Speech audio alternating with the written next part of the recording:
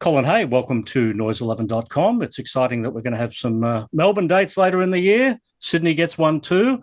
And not only that, there's new music on the way, the Man at Work Volume 2 album, sort of the companion to what you were doing 20 years ago. Yeah, I started working with this record label in Nashville called Compass Records.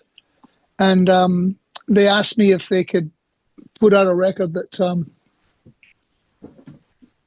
that has some kind of branding involved with it, so that we decided to call it Man at Work, because not very many people knew my name. So that was what we did. And we put out this record in 2003, and it's proved to be, it's done pretty well over the years. So they asked me if I would reprise it this year and do another one, a volume 2, which is kind of like mining some of the old Men at Work material, and then a re-recording. Everything's a re-record, but re-recording some stuff off all the solo records from the last couple of decades. Yeah, the Men at Work songs that you're doing, No Sign of Yesterday, Catch a Star, and Blue for You, 2 from Cargo, 1 from Business as Usual, pretty deep cuts into the Men at Work catalogue. Were they ever performed back in the Men at Work day? Oh yeah, all the time, all the time, and yeah, I've kind of almost mined out the Men at Work material, because the first Man at Work had Who Can It Be Now, an acoustic version, I think it was, maybe it was acoustic, I can't remember. And a couple of versions of Down Under and Overkill, and did we do It's a Mistake? I can't remember. Then I did a vinyl a few years later that had a couple of other Men at Work songs. Anyway, the point being that I'm almost out of Men at Work songs now to go back and revisit. There were only 3 albums.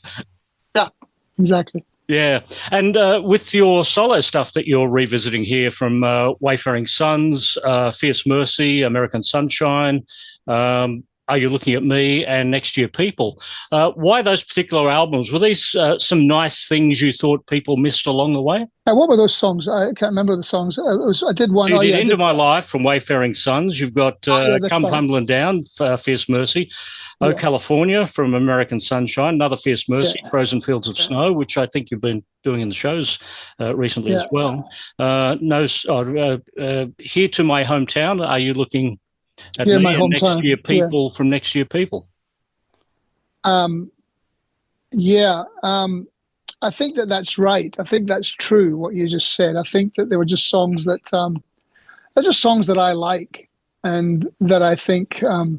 look, all the material that I've been putting out for the last 30 years or something is, in relative terms, is unnoticed, in terms of what it could be. It's not like I go out of my way to not make commercial sounding records, but it's a whole different ball game. I'm like 72 years old, so I kind of make records now just because I enjoy making them, and I put them out there into the universe, and whoever likes them grabs them, and that's really that's really what I do. It's more of a cottage industry now than ever before.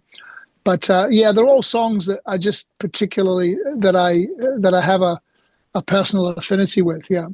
And one new one, We the People. Tell me about that. I had the music and the words to it for for a few years, and I just wasn't quite sure. I needed somebody to rhyme on it, and I wasn't sure who that would be, and I just kind of waited around and waited for who I thought would be the right person, and Saul came along, who's a friend of my wife Cecilia's, and I really like what he did with her on a track, and he came up and wrote the lyrics that he came up with in about an hour and a half, and so that was fantastic. That was a really kind of brilliant day. But it's really, it's just the idea of one person, one vote, and we have to remember that we can vote, and we have to remember that there are powers that are trying to take that vote away from us and minimize that. And I tried to get it noticed by Kamala Harris's campaign in the last election cycle, but nobody seemed to notice that either. But I like the song, but it's basically, it's a power to the people song. Revisiting yourself is one thing. You've also revisited some of the classics recently with the I Just Don't Know What to Do With Myself album. Some great stuff in there, including Norwegian Wood and Across the Universe, the two Beatles songs. So Norwegian Wood, that you've been doing for many, many years, has finally made it to a record. I was a bit lazy with that because I actually had that. Oh, no, I re-recorded that. I did that one again, actually. But I had that recorded a few years ago, and I listened to it, and I decided to do it again. Yeah, but again, there were songs. It was a pandemic album. I'd finished the record that I did, which was now in the Evermore. I'd finished that, but the record label said, let's not put it out during the pandemic. Let's wait till you can go out on tour again. So I meant I had to sit around for 6 months and wait for that record to come out. So I just was sitting in the studio, and I was reading about Jerry Marsden, who'd passed away a few months before. And so I did Don't Let the Sun Catch You Crying, and I sent it to my friend Chad, who lives down in Santa Monica. He's got a studio as well. He's a great composer and musician also. And so he said, I love this. He said, send me something else. And so I just kept on. I'd go down the studio and think of something else to record, a song that had particular meaning for me, and I would record the guitar and the voice. And I recorded it in a way that I thought, well, okay, if nothing else goes on this track, I could put it out just as a guitar and vocal song. And so he took them and orchestrated stuff, put some orchestrations on there, some drums and some different bits and pieces, and would send it back to me. And it was a great record to make because we were never in the same room. We were never in the same room together making the record. He was in his studio and I was in mine because it was the pandemic, so we couldn't go anywhere. So we just did the record like that. I would send him the raw guitar and vocal, and he would send me back basically a finished produced song. I urge everybody to get onto any streaming service that you might be subscribed to. Have a listen to Colin's Can't Find My Way Home. You do Steve Winwood better than Steve Winwood does Steve Winwood. That was such a great song to record. I had to listen because I think that I think they probably both played the guitars. I think that Stevie Winwood probably played the rhythm guitar, the main guitar, and then Clapton played a similar sounding nylon strung guitar, I believe, on top of it and put in those lead lines. But it was such a beautiful song to try and get my head around and recreate that, because it was a song that I really loved when it came out in '69. It was a turning point for me about just kind of playing that D chord and doing that rundown and having it be an acoustic guitar based song, which was what I was doing a lot at that particular time, was starting to get into playing acoustic guitar. So it was a meaningful song for me to do, and I've always been a huge fan of that song, and of course, Steve Winwood and Clapton. You just finished the Ringo All-Starr band tour across America, which was something different this time because Ringo's got that great new country record out, and was doing one of the songs, Look Up, from that live, but also doing No song, sort of like a back-to-back in there. That must have been a bit of fun because, you're pretty limited with the Ringo shows, aren't you? And that it has to be the hits, the songs that people know, and suddenly Ringo's got a new record and there's new music in this set list for the first time forever. Well, we're always trying to get him to do new songs, but he loves playing those songs that he plays. But the musical director talked him into doing that one. Oh, I don't know whether he had to talk him into it, but we'd ended up doing the Look Up song, which is a great song to play live. It's a great song. I love playing it, and it was a good song to do live. And the No song is the No song, it's what it is, and it's about what it's about. And that was cool, but the novelty never wears off. No matter what you're playing with Ringo, at the end of the day, you're playing with Ringo. So it's like a calling. If he calls, you do it. I was adding up your time with the All-Starr band and worked out that you have been with Ringo's band longer than Ringo was with the Beatles. I started doing it in 2003. I started playing with Ringo in 2003, which is 22 years ago. So But then I did something in 2005 and then 2008. Then I didn't do it for 10 years, and I didn't get asked for 10 years. And then so I've been in the band, I've been doing the last since 2018 for the last 7 years. So yeah, a long time. It's interesting. In fact, it must be very interesting for you performing a couple of Beatles songs, Octopus's Garden with a Little Help from My Friends, that were never performed by the Beatles. Yeah, that's always odd for us to be playing those songs that are just so great, but were never, as you say, were never performed by them. We sometimes play a song and at a sound check or something, and he'll say we should do that. And he goes, did that one do well? Did that song do well? Yeah, it did quite well. Did quite well. Will we see that tour back down in Australia, do you think? I don't know. I mean, I think that everyone too. It's a killer of a plane flight for him. He's 85. And it's all up to him what he wants to, where he wants to play and when he wants to play. And so we're basically, we're hired guns. Surely at his stage he could just borrow a Bezos rocket and be down here in 90 minutes. Yeah, maybe. I hadn't really, that would be interesting. That would be an interesting proposition to put to him. Ringo delivered by Amazon. Yeah. Next day delivery.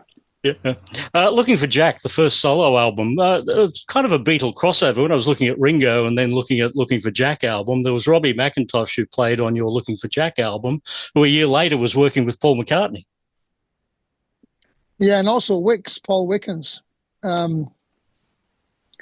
I finished that record with Robin Miller in England, and I called up both Robbie McIntosh and Paul Wickens, and I said, I'm going to go out on tour on the back of this record.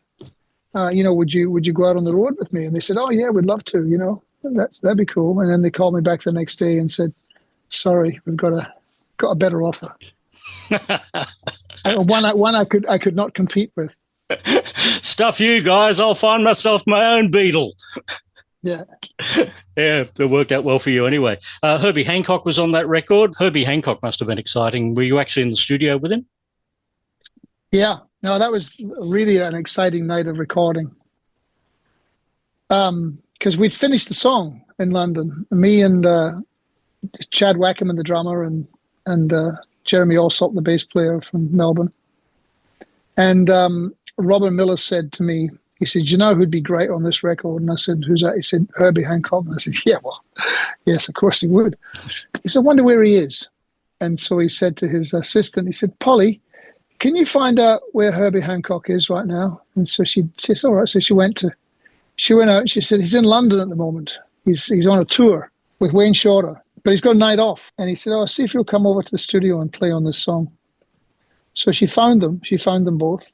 And they both came over to the studio about an hour later. And they played on Looking for Jack. And it was, we didn't end up using the Wayne Shorter stuff, but we, which I would have liked to, but it was Robin's kind of call in a way. But yeah, we came in and he was very nice. I'd met him a couple of times before. I didn't know him well or anything. And he just went into the studio to the grand piano and said, give me the track. They played the track and he played along. He said, oh yeah, give it to me again. Give it to him again, and he played the track. And he said, give it to me again. So he played it again. And then he said, give it to me again. So he did 4 tracks and they were all sublime. And then he said, you got enough? And we said, yeah, we got plenty. So that was it. What a professional. Topanga, the 4th solo album, that had the song Waiting for My Real Life to Begin, which was also the title of your documentary. The doco is just a marvelous piece of telling your story over the course of a couple of hours. Were you happy with that? Yeah, I thought it was good. For what it was and the time that the guys had.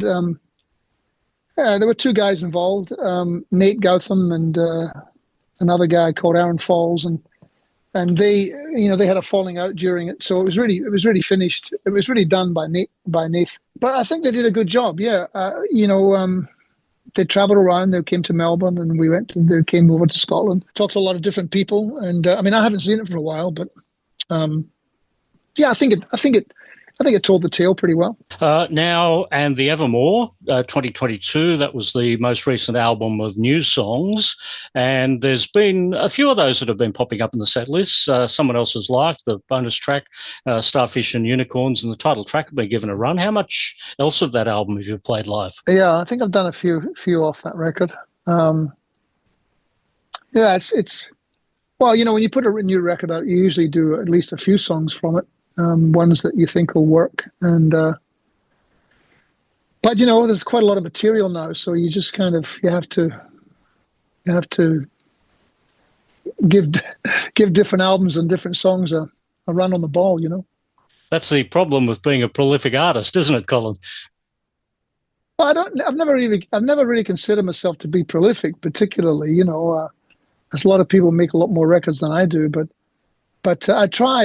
You're kind of constrained somewhat by the amount of touring you do. The touring's not for everyone. A lot of people don't really like it that much. But I don't even know whether it's the fact that I do quite like it.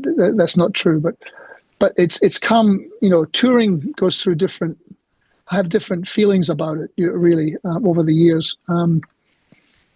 I did it just out of necessity when I got dropped in the early 90s. It wasn't something that I thought, I really want to go out on tour. I just went out on tour because it's the only thing I could think of doing. Because I didn't have a record deal. I had nothing going for me, So I just went out on the road by myself and played in different places all over the country and all different parts of the world. And I did that for 13 years before I had any kind of record deal. So. But I found it over the years to be increasingly nourishing in the way you connect with people, and the fact that you have those connections with people for a very short, intimate period of time, 2 hours a night, and then you leave and you go somewhere else. And I do that all over the world. It's it's quite rewarding in its own way. And some of those shows, the banter that you have between the shows is sometimes as entertaining as the music itself. I've been to see your shows where sometimes the banter is longer than the song, which probably scares people when I say that, but it's actually totally entertaining stuff. Will you be talking a lot when we see you down here later in the year? I always say I won't be. I always say I'm going to keep that to a minimum and just play the songs, but look, it is what it is. It's sometimes there's not too much talking, and sometimes it's like, wow, 40 minutes has gone by. But I think I'll try and probably keep it to a tight 2 hours. That'll be 30 minutes of music and 90 minutes of banter, if I know you. Oh no, I think I've got a set list of pretty long set list. We'll try and at least split it evenly this time. All right. So December 3 and 4 in Melbourne, 11 in Sydney. Colin Hay, can't wait to see you back in Australia. Okay. Thanks for having me.